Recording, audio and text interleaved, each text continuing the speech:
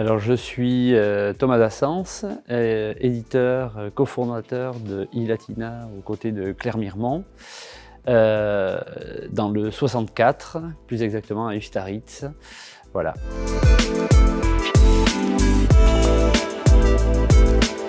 La maison d'édition iLatina a été créée il y a 2 ans, en 2019. Elle a pour but de publier des auteurs et de grandes œuvres d'Amérique du Sud. On s'intéresse en particulier à l'Argentine, qui est le pays qui a la plus grande tradition en bande dessinée sur le continent sud-américain. Mais on a aussi l'ambition de présenter les œuvres qui ont été créées ou qui sont en train de se créer dans des pays tels que l'Uruguay, le Pérou, la Colombie, le Chili, etc. Donc l'idée, c'est vraiment d'offrir aux lecteurs français une vision sur le 9e art en Amérique du Sud, quelque chose qui n'est pas forcément connu, quelque chose dont on connaît quelques-uns des auteurs émergents, donc tout le monde, ou beaucoup de personnes connaissent José Muñoz, Alberto Breccia, Carlos Niné, mais on n'a pas forcément une vision d'ensemble de la bande dessinée en Amérique du Sud, et notamment une compréhension de pourquoi de tels auteurs ont pu surgir dans un pays tel que l'Argentine. Donc notre maison d'édition a dans l'idée de présenter un petit peu tout ce qui a fait et ce qui a permis l'émergence de tels auteurs, et les auteurs actuels qui ne sont pas forcément traduits ni publiés en France, parce que dans un pays périphérique, dans des pays périphériques comme ceux d'Amérique du Sud, il existe des auteurs qui travaillent pour l'étranger, pour les maisons d'édition françaises notamment, auxquelles ils présentent des projets, et puis un certain nombre d'auteurs qui, eux, travaillent pour le petit marché de leur propre pays et qui, en général, ont des problèmes à se faire connaître ailleurs. Donc voilà pour la ligne éditoriale de iLatina. Et donc l'idée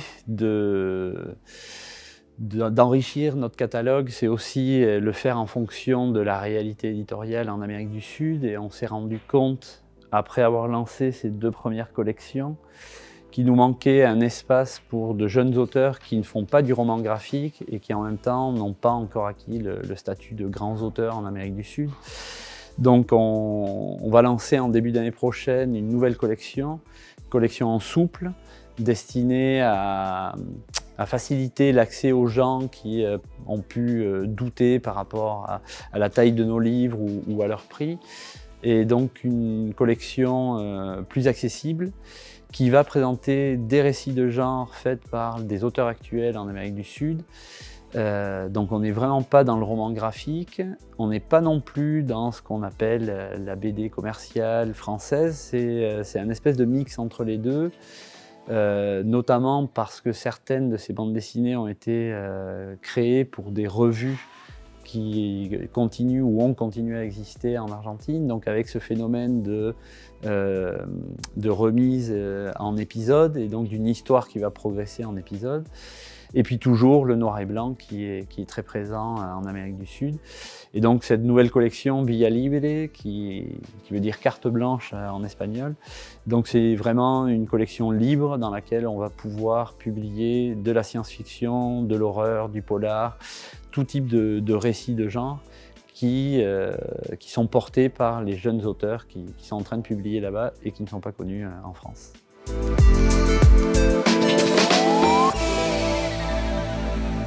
Je vais vous présenter quelques exemples de ce qu'on fait. Donc on a 2 lignes, 2 collections. Une collection patrimoniale en grand format, une collection roman graphique en format un peu plus petit. Dans cette collection patrimoniale, on a pour vocation de faire découvrir soit de grands auteurs qui peuvent être méconnus du public français, soit de grandes œuvres, soit les collaborations de certains grands auteurs qui ont pu avoir lieu il n'y a pas si longtemps, mais qui étaient encore méconnus en France.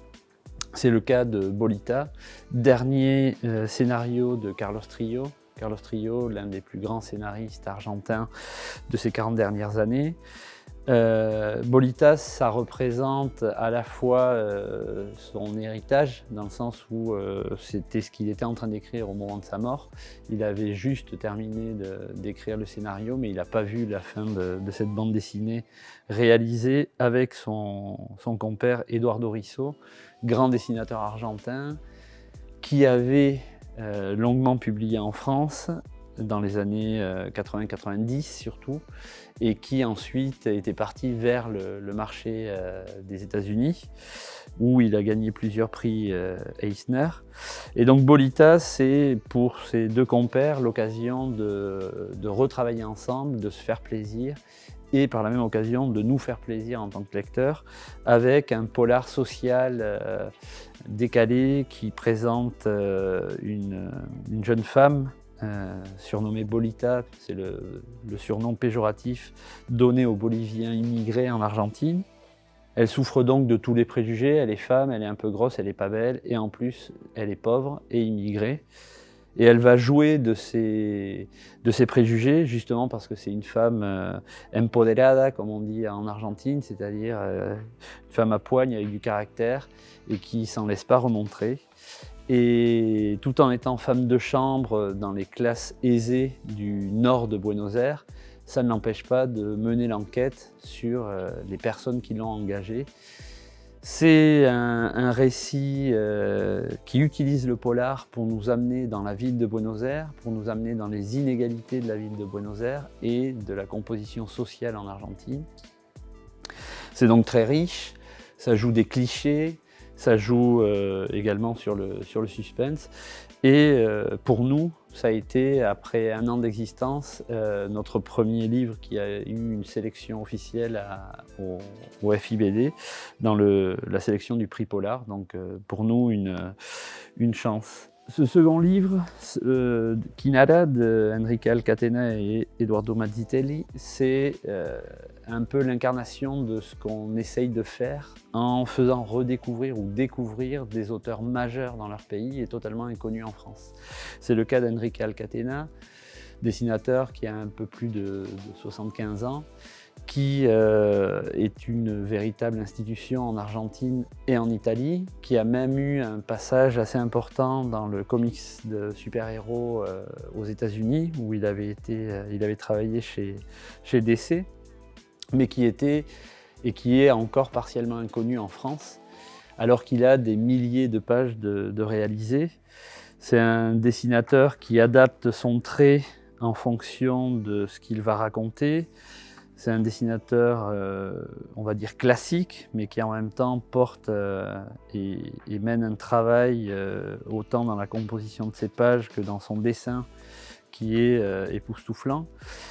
Et on a publié 3 livres qui représentent une partie infime de son œuvre, mais qui représentent finalement assez bien le travail qu'on veut faire d'archives pour aller chercher des auteurs encore méconnus en France. Et c'est un vrai succès qui ne se dément pas dans les salons où on va, où les gens sont peut-être amenés plus facilement à découvrir les livres que dans les librairies. Et quand ils ont l'occasion de voir son dessin et son travail, en général, sont sous le charme. Voilà, et puis le dernier qu'on va présenter de notre collection patrimoniale, c'est la chance de pouvoir sortir un travail inédit en France d'un grand maître tel qu'Alberto Breccia. Donc c'est aussi ça notre volonté, pouvoir récupérer des œuvres d'auteurs qui eux par contre sont connus en France, mais qui ne nous étaient pas encore parvenus.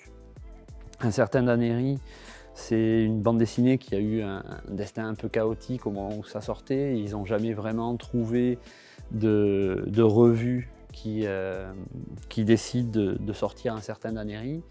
Et donc ils ont sorti un épisode en Argentine, puis un épisode en France, puis un épisode en Italie.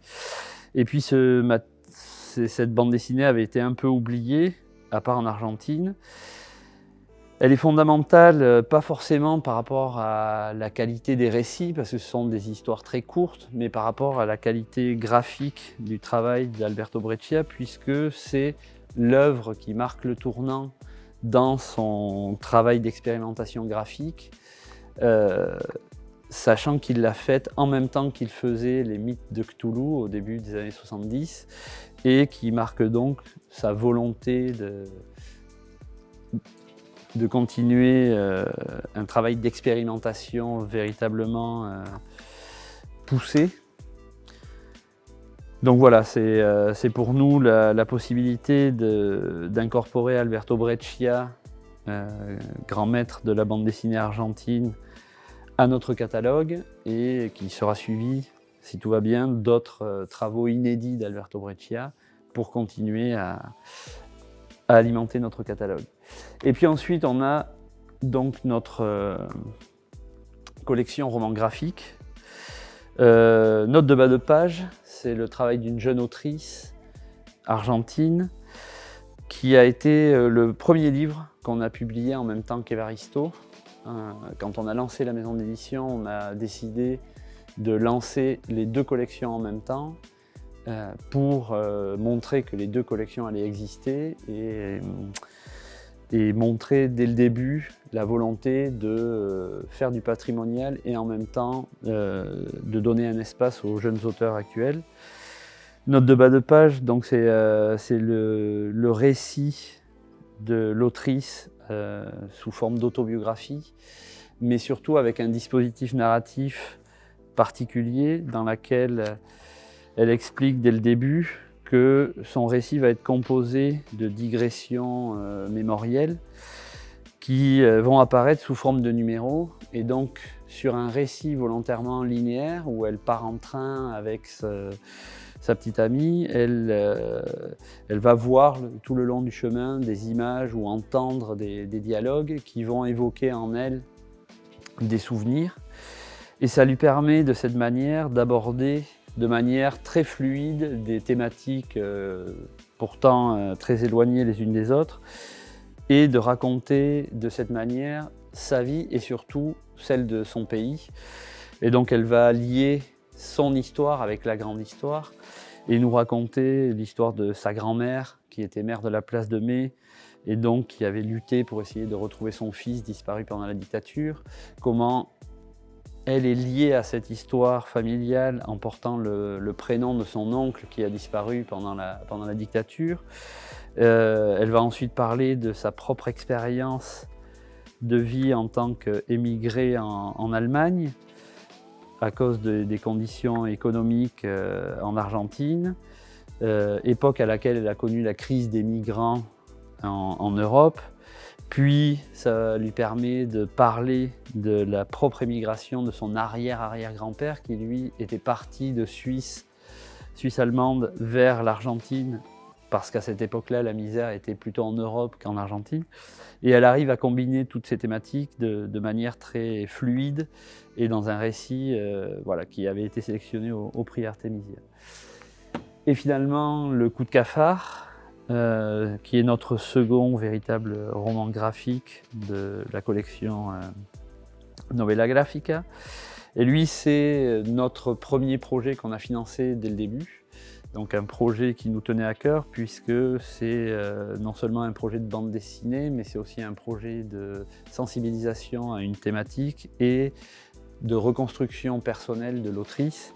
Autrice qui a souffert d'abus intrafamilial dans son enfance et qui a choisi de le raconter sous forme d'autofiction avec une bande dessinée racontée à hauteur d'enfant, de l'enfant qu'elle était à cette époque-là. Donc un récit finalement plutôt joyeux et naïf sur une thématique pourtant compliquée et qui emmène les lecteurs qui peuvent être à partir de 11-12 ans jusqu'à l'adulte, dans le monde d'un enfant qui ne comprend pas ce qui lui arrive, qui ne sait pas que ce n'est pas normal, et qui va trouver des subterfuges et des protections naturelles, psychiques, pour essayer d'éviter de se confronter à la réalité.